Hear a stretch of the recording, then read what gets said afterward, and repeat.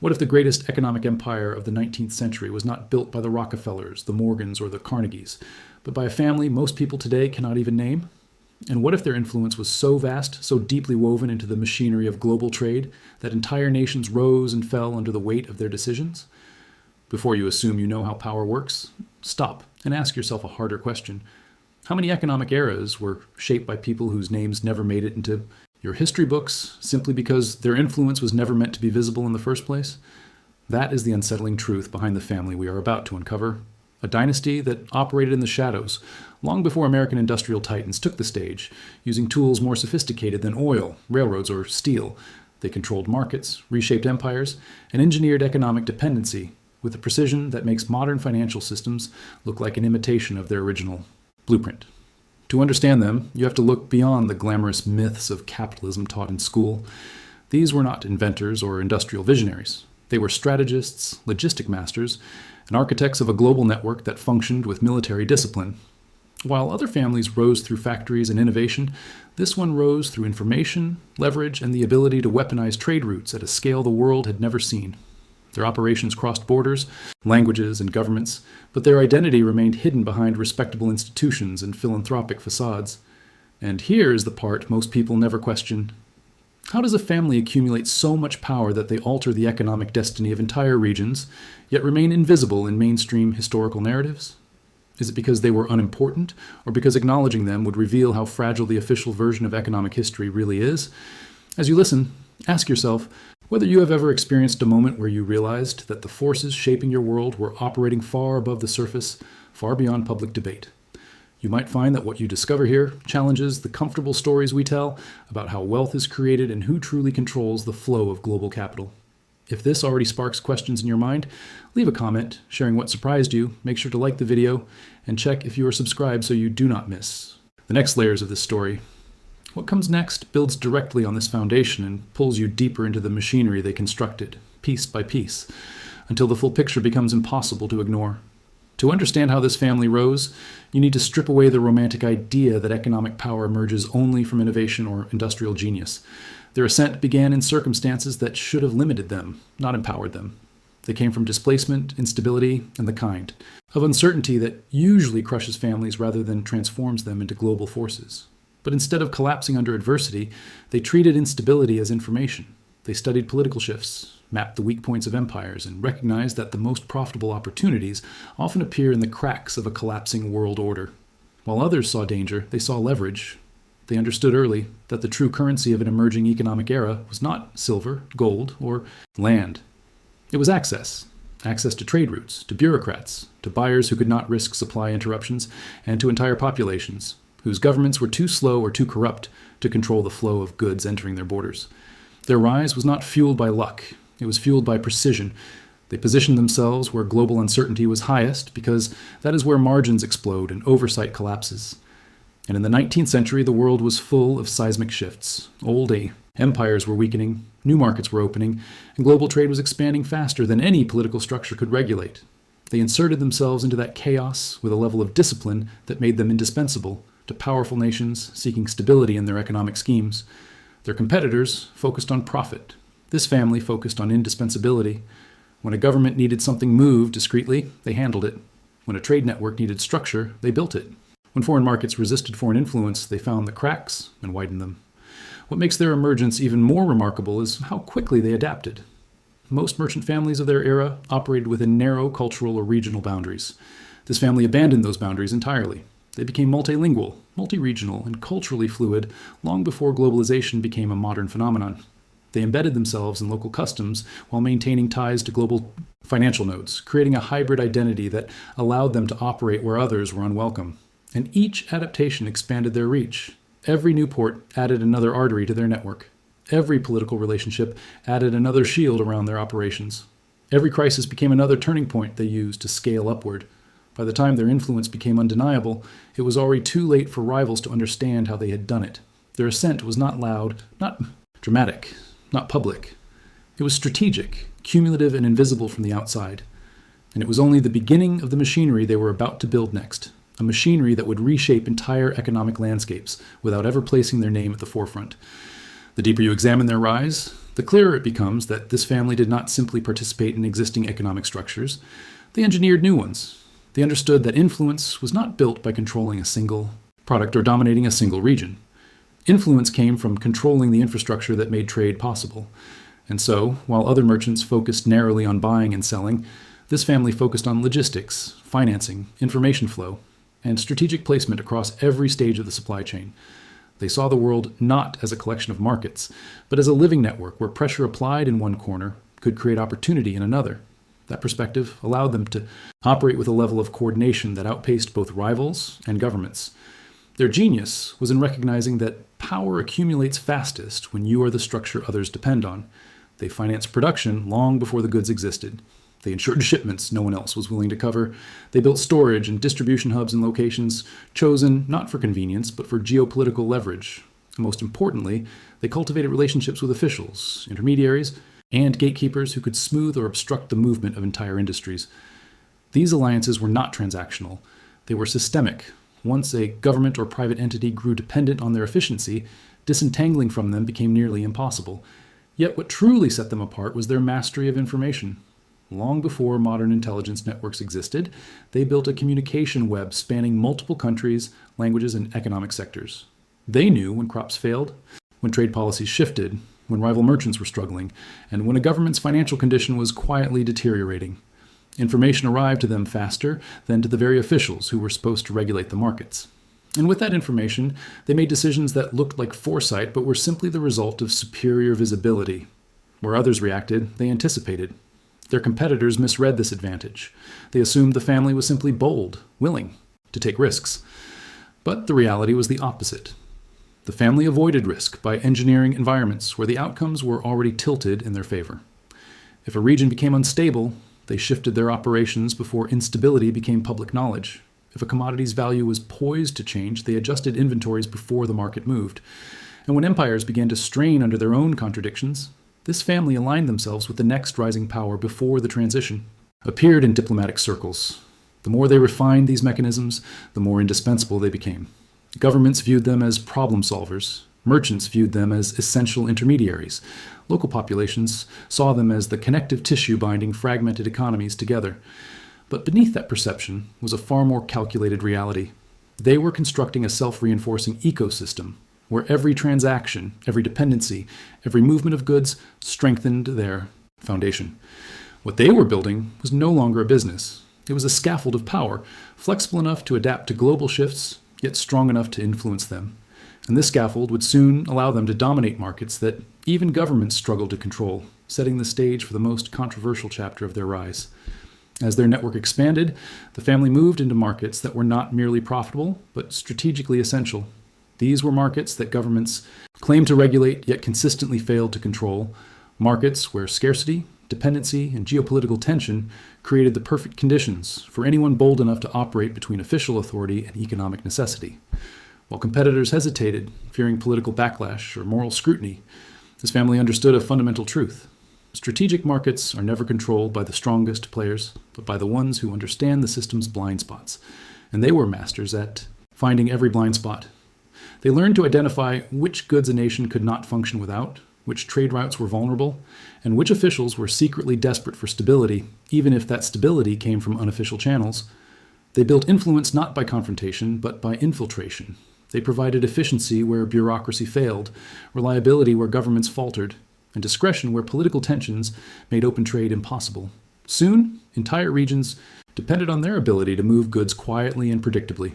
In some territories, local economies adapted around their presence. In others, officials shaped policy with the silent assumption that this family's operations would continue uninterrupted. That was the point. They were embedding themselves so deeply into the economic bloodstream that removing them would be more damaging than tolerating them. Yet their dominance did not come from force. It came from something more subtle. Selective transparency. They made sure that the right people knew just enough about their operations to feel reassured, while the full scale of their influence remained invisible. A minister might believe he was negotiating with a regional merchant, not realizing he was aligning policy with a global network. A port authority might think they were granting routine access, unaware that the same access existed in half a dozen other ports, all integrated into a larger system. Each agreement, each concession. Each quiet nod of approval strengthened the family's grip on markets that nations themselves struggled to control. And as these markets grew more volatile because of war, colonial tension, shifting alliances, or economic shocks, the family's leverage multiplied. Whenever governments tightened restrictions, they adapted faster. Whenever geopolitical pressure intensified, they found new routes. And whenever public attention turned to these markets with accusations or outrage, the family remained just far enough from the spotlight to avoid direct accountability.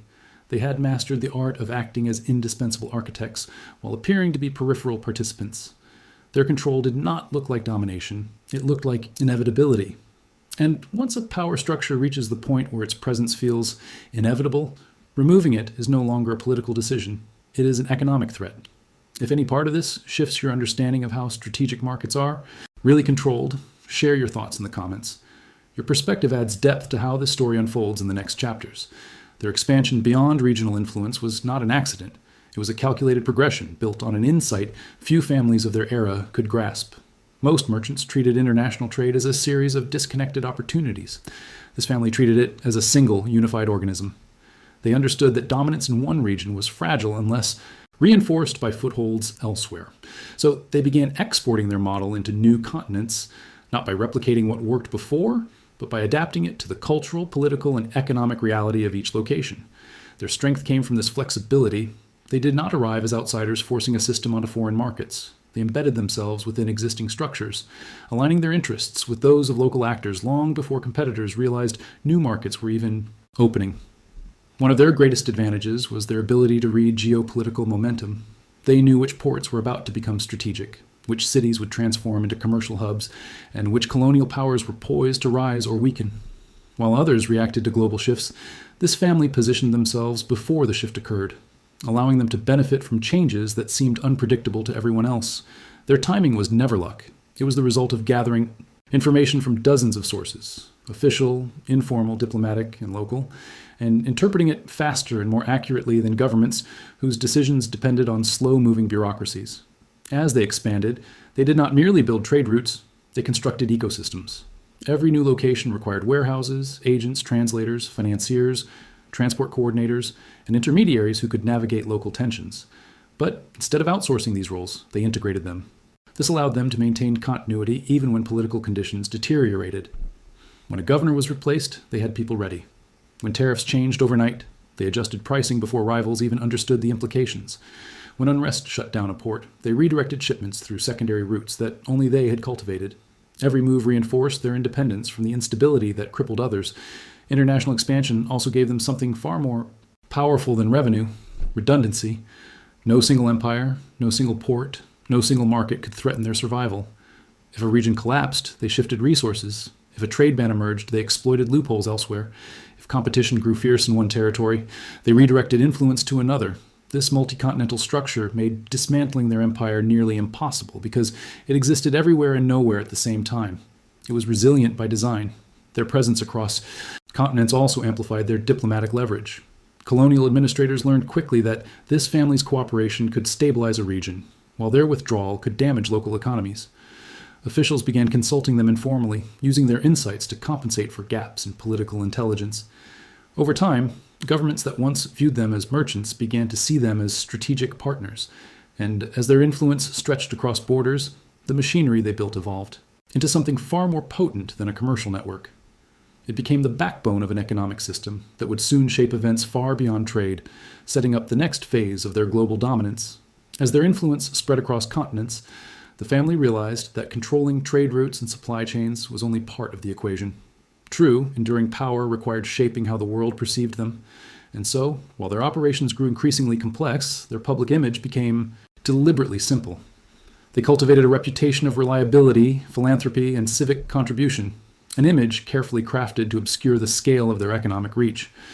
What most observers failed to recognize was that this narrative management was not a defensive measure, but a strategic weapon. Influence does not depend solely on wealth or logistics.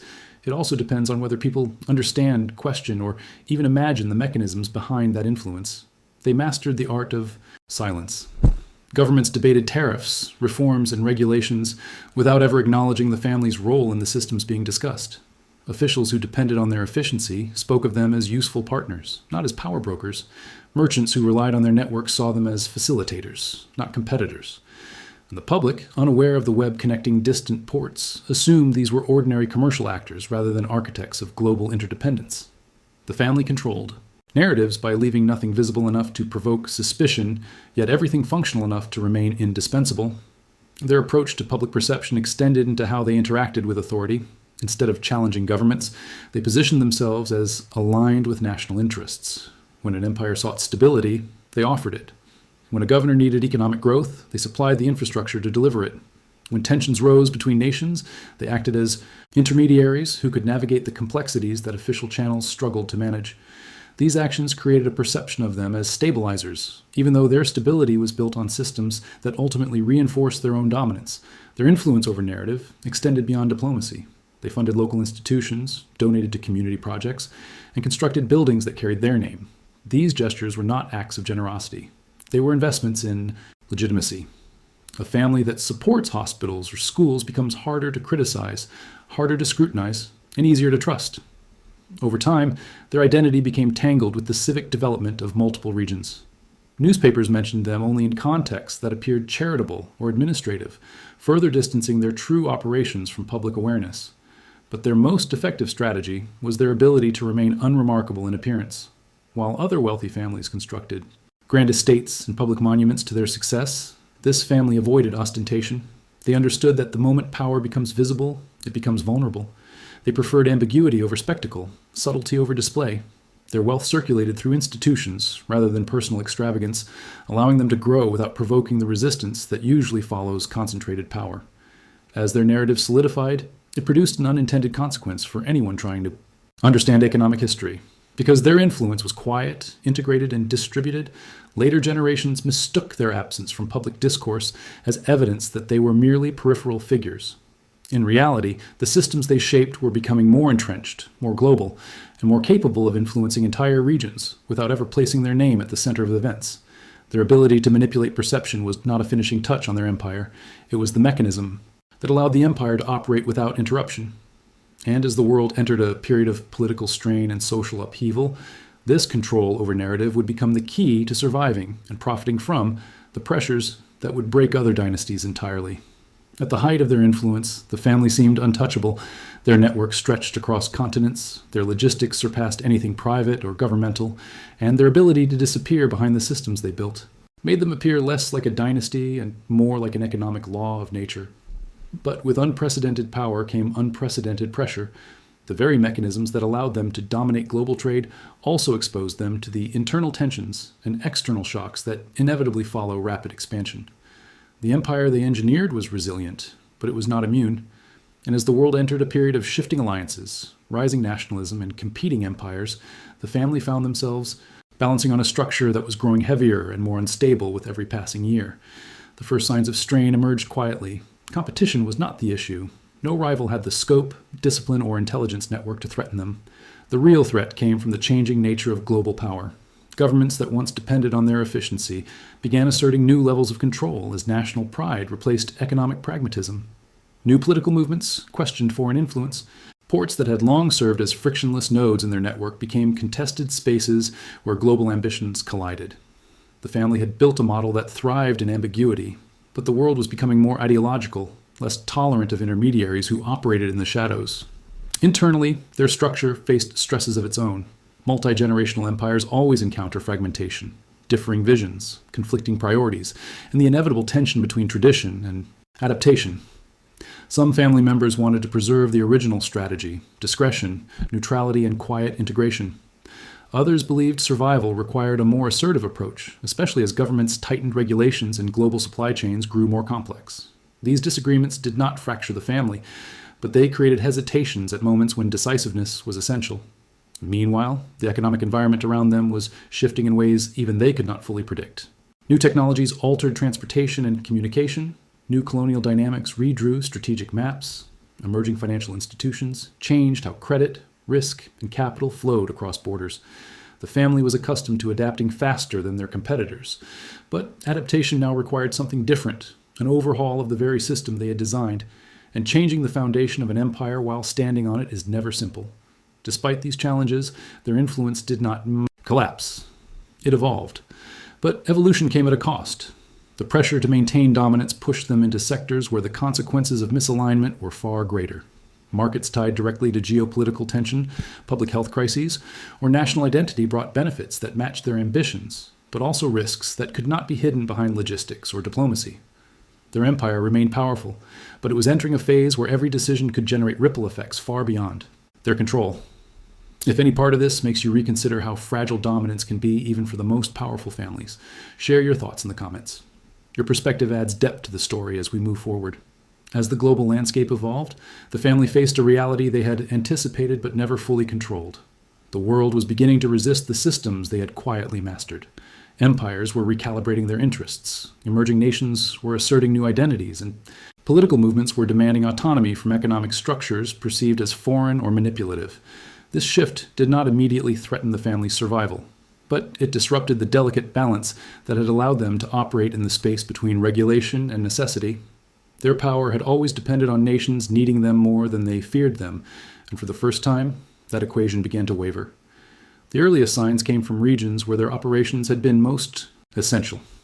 Ports, once dependent on their strategic oversight, began experimenting with their own bureaucratic models, influenced by rising nationalist sentiment and the belief that economic self-sufficiency was a symbol of sovereignty.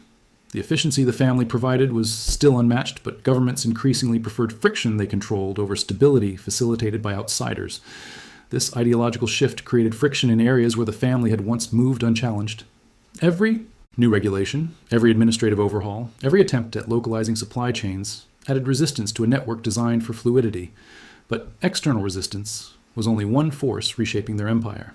The emergence of new global powers introduced economic actors who did not share the assumptions of the old order. These rising states built their own trade systems, financed their own infrastructure, and cultivated merchant networks loyal to emerging political ideologies. The family, accustomed to working above national interests, now faced competitors driven not by profit but by geopolitical ambition. These new actors were willing to operate at losses, absorb risks, and leverage state backing in ways the family could not match without compromising the neutrality that had protected them for generations. The internal consequences of these global shifts were equally significant. The family's strength had always relied on cohesion, an understanding that long-term strategy outweighed short-term gain. But as markets changed, younger members questioned whether the traditions that built the empire could sustain it in a more aggressive, more regulated, and more technologically advanced world. Some argued for consolidation, others for diversification, and others still for a withdrawal from volatile markets altogether. These disagreements did not dismantle the empire, but they slowed the decisive movements that once defined it. And in a world accelerating faster than ever, hesitation carried a cost. Complicating matters further, international scrutiny intensified. New governments were not content to ignore the invisible forces shaping their economies. They launched inquiries, strengthened oversight, and tightened customs enforcement. While officials rarely understood the full architecture of the family's network, increased political attention introduced delays, uncertainty, and public narratives that challenged the anonymity the family depended on. Their operations remained functional, but the ease with which they once maneuvered had begun to erode. Yet despite these pressures, their decline was not dramatic. It was subtle, incremental, almost imperceptible to the outside world. Their empire did not collapse, it shifted. They withdrew from regions where the risk of exposure outweighed the benefits. They fortified operations in territories where political alignment remained favorable. They restructured trade flows to reduce vulnerability. Piece by piece, they adapted not to maintain dominance, but to preserve continuity while the world around them entered a new economic era, one increasingly shaped by powers who would soon claim the spotlight as the next great dynasties of global influence. Even as their visible influence appeared to wane, the family's true legacy was taking shape beneath the surface. Power, once expressed through the movement of goods and the control of distant ports, began evolving into something less tangible but far more enduring. The systems they engineered, networks of logistics, finance, intelligence, and political leverage, did not vanish when their direct presence diminished. Instead, these systems became templates adopted by rising empires, emerging corporations, and ambitious states seeking the same advantages the family had wielded for nearly a century. Their legacy was not measured in monuments or recorded triumphs. It was measured in the architecture of global commerce itself. The family had built a model centered on anticipation, adaptability, and leverage. And as new economic powers emerged, they unknowingly replicated this model, often mistaking its strategies for natural principles rather than inherited structures. Nations developing modern supply chains adopted versions of the family's multi-tiered networks. Financial institutions mirrored their early use of credit, risk distribution, and information asymmetry. Even diplomatic strategies, balancing neutrality with strategic influence, echoed methods the family had perfected before such tactics had names. The world was evolving, but it was evolving along lines the family had drawn long before. At the same time, their influence persisted through relationships rather than institutions. Over generations, they had cultivated alliances with traders, administrators, financiers, and regional leaders whose descendants continued to operate in key economic positions. These were not formal partnerships bound by contracts. They were cultural and economic inheritances built into the identities of entire communities. Certain ports, certain merchant families, certain financial houses all trace their formative development to the systems the family established. Whether these successors understood it or not, they were extensions of a framework created to outlast any single dynasty. Yet the most striking part of their legacy was how invisible it became. As global economies grew more complex, the origins of many mechanisms were forgotten or attributed to later figures with louder historical footprints. Industrialists, bankers, and political leaders of the late 19th and early 20th centuries received credit for innovations that were, in reality, refinements of structures the family had pioneered decades earlier. The family did not contest this. Their descendants had long understood that anonymity was not a disadvantage. It was protection. Influence that cannot be easily traced cannot be easily attacked. Their invisibility also created a paradox. The more the world built upon their foundation, the more distant their name became from the power they had shaped. Their methods, once controversial, disruptive, and even resented, became normalized. Entire industries emerged that operated on principles the family had quietly introduced: global distribution networks, multinational financing, strategic philanthropy, political neutrality paired with economic leverage. These concepts now seem inherent to modern capitalism, but their origins are rooted in decisions made by a dynasty whose story remains largely unwritten. And yet, the shadow of their work can still be seen in the way certain regions function today. Port cities that were once obscure trading outposts now serve as global arteries because the family recognized their potential before anyone else did. Financial hubs owe their early stability to structures the family reinforced during volatile decades. Even diplomatic channels reflect the strategies they used to navigate competing empires without ever committing to one. Their legacy is not a monument. It is a blueprint, a framework for acquiring power quietly, maintaining it strategically, and distributing it in ways that keep the architecture intact long after the architects have stepped away. And that blueprint would soon be inherited by dynasties whose names would become far more famous, even though the foundations they built upon were not their own. As the world transitioned into the late 19th and early 20th centuries, the stage was set for a shift in global power unlike anything that had come before. New industries were emerging, new technologies were reshaping communication and transportation, and new political ideologies were redrawing borders both physically and economically. The old mercantile empires were fading, and in their place a new model of power began rising, one built not on the control of trade routes alone, but on mastery of oil, steel, railroads, finance, and mass production. Yet even as these modern titans prepared to redefine global influence, they were stepping into systems already shaped by the quiet dynasty that had dominated the previous era. The Rockefellers, Morgans, Carnegies, and others would become synonymous with the industrial age, but beneath their ascent lay the scaffolding constructed by a family whose name had never become a household word. This transition did not happen abruptly. It unfolded as a series of converging forces: technological acceleration, expanding urban populations, and the rise of corporations capable of operating at scales once reserved only for empires. These new industrial dynasties did not need to master oceans or colonial trade networks the way the earlier family had. Instead, they mastered extraction, infrastructure, and resource management, forms of power made possible by a more centralized, mechanized world. But the mindset behind their strategies echoed the old blueprint: secure essential resources, control distribution, integrate vertically, influence regulation, and build systems that nations would rely on for stability. The tools changed, but the logic did not. The earlier family's legacy became the invisible foundation upon which these new industrial powers expanded. Their emphasis on information flow evolved into corporate intelligence networks. Their mastery of logistics became global supply chains. Their diplomatic neutrality transformed into political lobbying and financial influence. Even their strategic philanthropy reappeared in the charitable foundations created by industrial tycoons. institutions that softened public perception while reinforcing long-term influence. By the time the world recognized the Rockefellers as the face of a new economic era, they were inheriting a world already shaped by principles the previous dynasty had refined long before the industrial age arrived. And yet, the two eras are connected by something deeper than strategy. Both represent moments when individuals, not governments, exerted disproportionate influence over global systems. Both show how power moves quietly before it moves visibly. And both reveal how the families who seem to define an age are often standing on the shoulders of those who came before, whether they acknowledge it or not. As the modern world emerged, the earlier dynasty did not vanish. They simply blended into the expanding structures they had helped create, becoming part of the unseen machinery that still shapes global economics today. If you stayed with this story until now, it probably means something in it resonated with you. If you want to let me know you reached the end, drop a comment saying I'm still with you, and tell me what part of this journey shifted your perspective the most. If this kind of deep narrative helps you understand the hidden architecture of global power, consider subscribing so you don't miss the next chapter we explore together. And if you felt a connection with the way this story unfolded, a like helps signal that these long-form analyses matter. There's another video right here that expands on the next layer of this world. Go ahead and continue with me there.